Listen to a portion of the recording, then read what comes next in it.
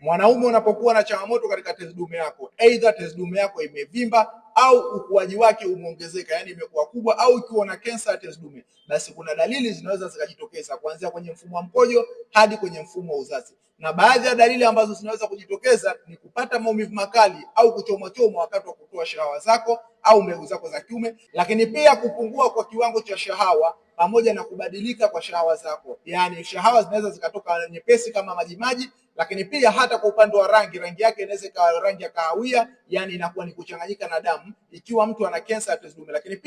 Lakini pia kupungua kwa kiwango cha shahawa pamoja na kubadilika kwa shahawa, yani ukitizama rangi ya shahawa lazima itakuwa ni tofauti na mtu wa kawaida. Aidha rangi ya shahawa yake inaweza kuwa ni rangi ya umanjano ule wa mbali, lakini pia wako wale ambao kwamba shahawa zao zikitoka zinakuwa zinatoka pink. Hii inatokana kutokana na kuchanganyika na kiwango cha damu. Lakini pia kupungua kwa hamu ya kushiriki tendo la ndoa. Hii ni kwa sababu ya kwamba ile tezi dume inapelekea kwa kushuka kwa hormones za kiume ambazo zina control hiyo hamu ya tendo la ndoa pamoja na performance ya tendo. Lakini pia madhara mengine ni kuchelewesha au kupoteza uwezo wako wa kutungisha ujauzito. Hii ni kwa sababu ya kwamba hormones zinaposhuka hata mbegu zako za kiume zinakuwa zinashuka uwezo wake wa kuzalishwa, na mwisho wa siku unapatwa na changamoto ya utasa ama ugumba.